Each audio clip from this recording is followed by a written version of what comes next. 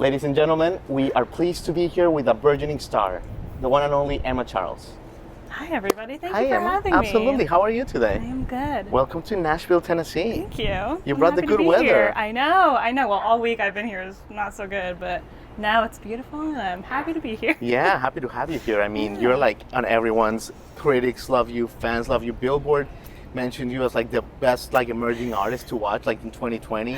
You're like on critics list, man. I hope so. I mean, we're trying. Yeah, We're exactly. certainly trying. I love it. I love it. And last year you had a great EP, The Way There. Yeah. Love it. I mean, there's Thank you. that one song I love, Fog. Oh, yeah? Oh my God. Oh, I'm so glad you like that one. So good. Oh, I'm dude. so glad. I like them all, but like that's the one that sticks out. Thank you. And then you also just released a new single as well. I did. You're kind of on a hot streak there. I'm trying. Yeah. Yeah. Good job, dude. Thank you. Absolutely. So, I do want to get to the new music and the songwriting and all that Totally. stuff because you're really damn good. Thank you. But let me start with your early life because it's pretty Yeah. fascinating. Yeah. So you are from Connecticut, from Westport, Connecticut? Yep, bingo. You're from Westport, Yep. Connecticut. Okay. And you come from a musical family, I right? do, yes. Yeah. Yeah, my mom went to Juilliard. She's an opera singer and now a jazz singer. Yeah. My grandma's a voice teacher. My uncle's a musician. Sure. Many generations. So music is in your DNA. Oh, yeah. No way around it. No way around it. Yeah. So like since you're a little girl, you just remember music in your household. Always. Yeah. Always. Okay. Yeah, started from when I was like 2, and I would bop around to The Sound of Music and Nora Jones and all these Amazing. things, and then, yeah, I kind of developed from there, and I just loved it from when I was Yeah. a small human. A small human. Yeah. So like 4th of July is coming up. Like what's like a 4th of July for you growing up in a musical family was like? Oh, like that's a good question. You know? Well, let's see. I spent most of my 4th of July's growing up in Minnesota in our family's cabin on the lake, and that's the musical side of the family. So it's a good question. Cool. So we always would sing before we eat dinner, and there was like 30 of us, and we watched the fireworks, and yeah, there's always music around. And my grandma's adorable. She, like I said, she's a voice teacher, and we would sing, and she loves sing-alongs, and yeah, I love it. It's cute. Little celebration. Was there a moment though, like did you always knew that like this was your destiny, or was there a moment that like it clicked? I think it's always been like in the musical realm, but it just it varied in like the type of music. Like I started doing musical theater when I was 6, so I started voice lessons when I was around 6. Started playing piano when I was 5, so it's always been there. But for a while I wanted to do musical theater, and then I realized that I'd rather be singing my own music than someone Sure. else's. Okay. Okay. And I just fell in love with like the folk pop genre of writing, and Yeah. sort of in high school, I knew I was going to be a performer hands down no matter what. But it just like, it was theater. I would learn to be an actor for a little bit, which, is something I still want to pursue, but on the side, and then being an artist and a songwriter kind of was the natural evolution from that, and I've never I dig it. questioned it, never tried anything else, and Awesome. that's it. I love it. I love it. Yeah. Okay, let me ask you about Staples High there for a minute because Yep, it's like yep. obviously like this was like you're so talented, like and your family's so talented. So just tell me, like, were you like super popular in school? Oh like, God, no. Oh God, Really? no. Oh God, no. I had like, I was a theater kid. Like I had my group of 10 best friends in the world, and they're still like my best friends ever. But that's it. Yeah. And I'm so grateful that I had them. But oh God, I was afraid to talk to anyone who like Really? didn't do music. Yeah. That's amazing. Just because I was like, oh, I don't know if they're gonna really understand, and like it wasn't like I was ever bullied or anything, but yeah, I didn't Yeah. really, I was a little shy. I didn't Yeah. really want to like, yeah, I'm probably.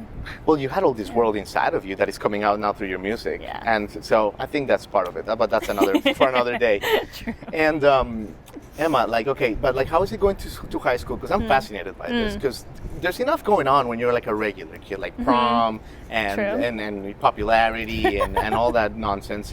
But at the same time, you have your responsibilities as an artist. Yes. Like, was that hard to manage?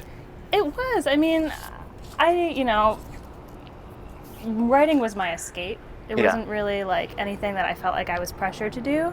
I would like, do my school. I was not good at academics at all. I was in like the lowest level of math and science, and I just awful. But like after all the work and the school day was done, I would go home and I would sit at the piano and write for like an hour or two every night. Really? Yeah. Okay, so That the was my writing escape. started from Yeah. there. Oh my God, that makes sense. Yeah. So you've been doing it for a while. Yeah.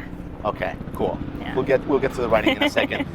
But okay, you go to Berkeley. We're going chronologically here for my audience. Right. Birth, and then school. Yeah, and then it ends here. Yeah. Yeah, but Berkeley, okay, fascinating. Like for some of us that didn't go there, like how is it to attend the Berkeley School of Music? Maybe one of the most, if not the most prestigious music school in the world. Is it super competitive? It's like take us a little bit inside the curtain. Totally. Like, how is it like? Totally. Oh, it was a wacky place. You had to audition, right? Yep, you had to audition. I played.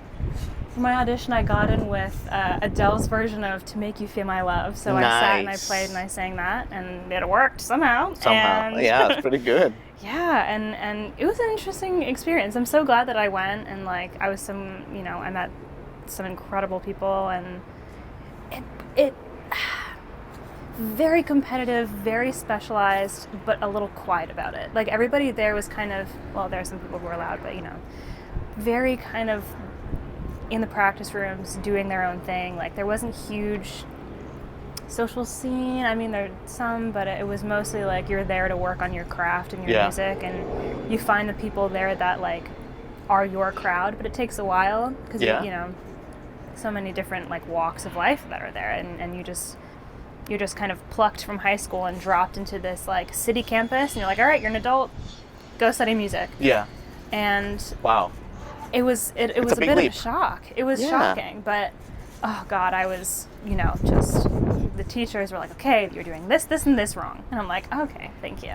Like, thanks for that. Right. And I got, you get torn down. Yeah.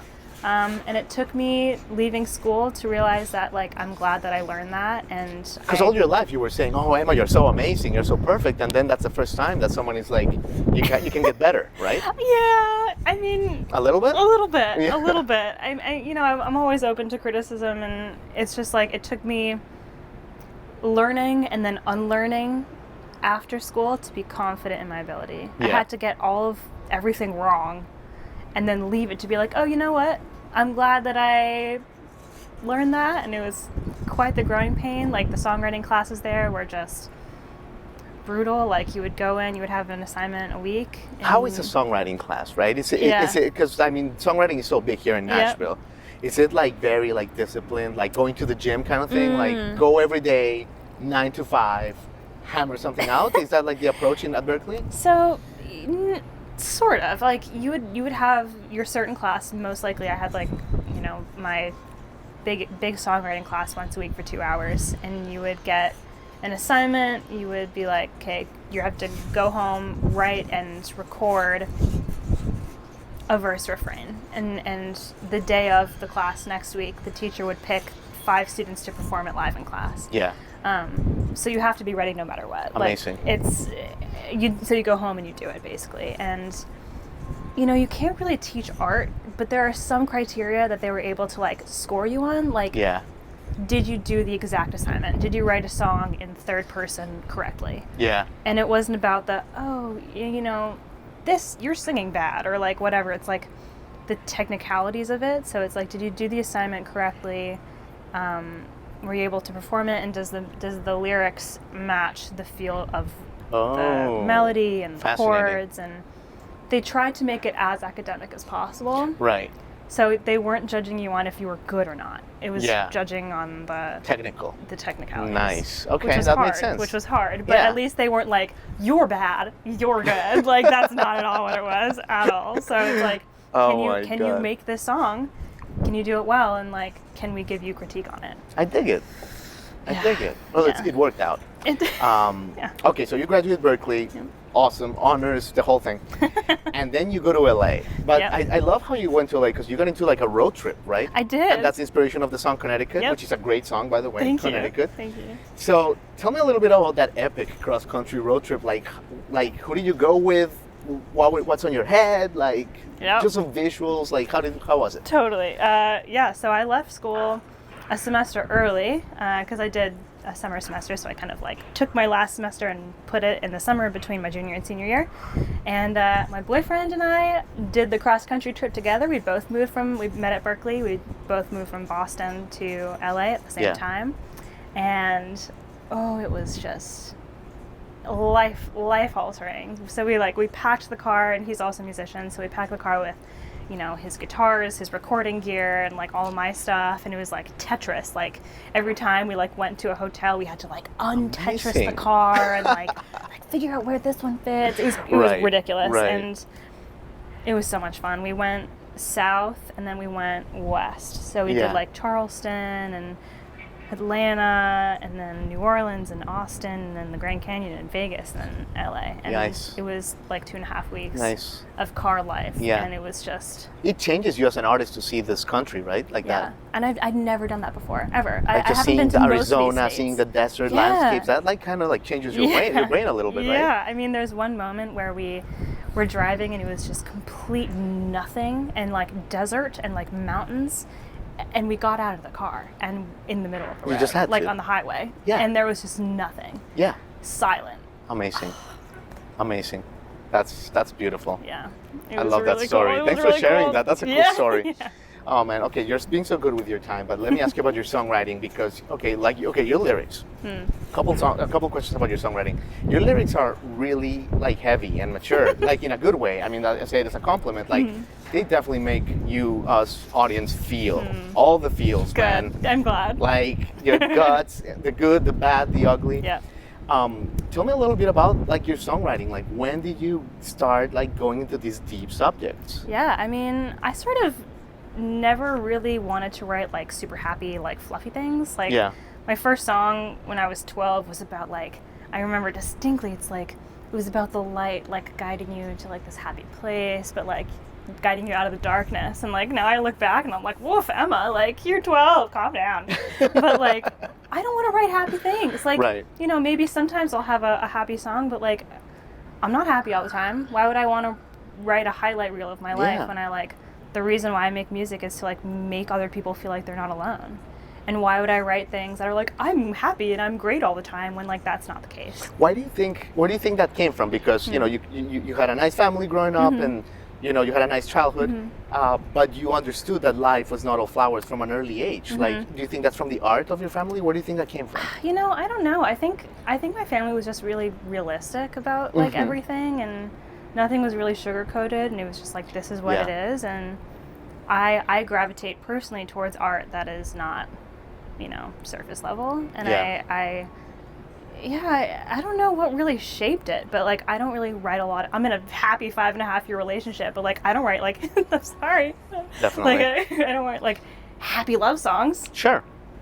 I want to write about like growing up in the world and like why everything is so messed up right now, and like where do I fit in all of this? And just because I feel like that's something that like someone who's really struggling can listen to and be like, I'm so glad that I'm not by myself. I dig it. Yeah. Emma, amazing. Yeah. Well, listen, you've said it all.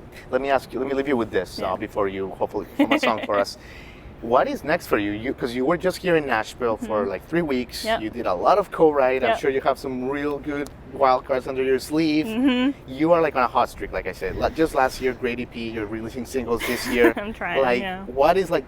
Are you going on tour? Are you releasing your first album? Like, what's the plan? Good question. So I am currently trying to compile an album. I think that's my next step when like, you know, touring starts happening. Why is that hard? Like, why the hesitancy? Because you have too many songs, or like to cut it off, or like what's? I want to make it so good and so much a growth and an evolution that I can't just slap songs together and call it an album. Amazing. Like this is my like next big stepping stone. Yeah.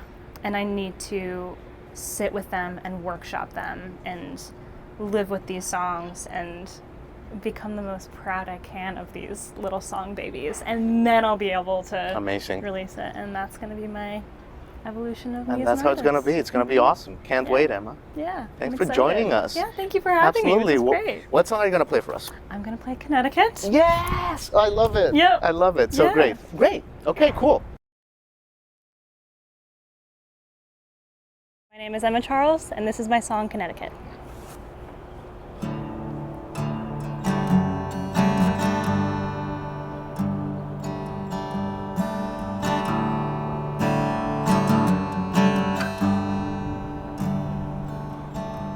As the states get bigger, I feel so small. They're all so flat, I can't tell them apart. I drove that night, Lubbock to Santa Fe. I closed my eyes, slept the whole way. I'm sorry.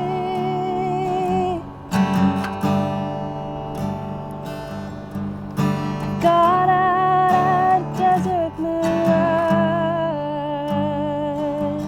Fill my blurry eyes like a lion's jaws. For 2 weeks and nothing left to say. You smiled at me and looked away. Where are we?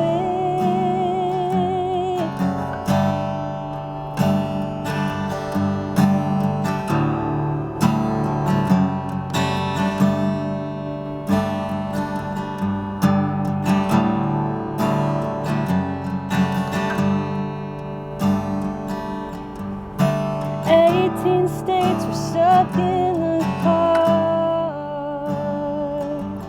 like a spaceship going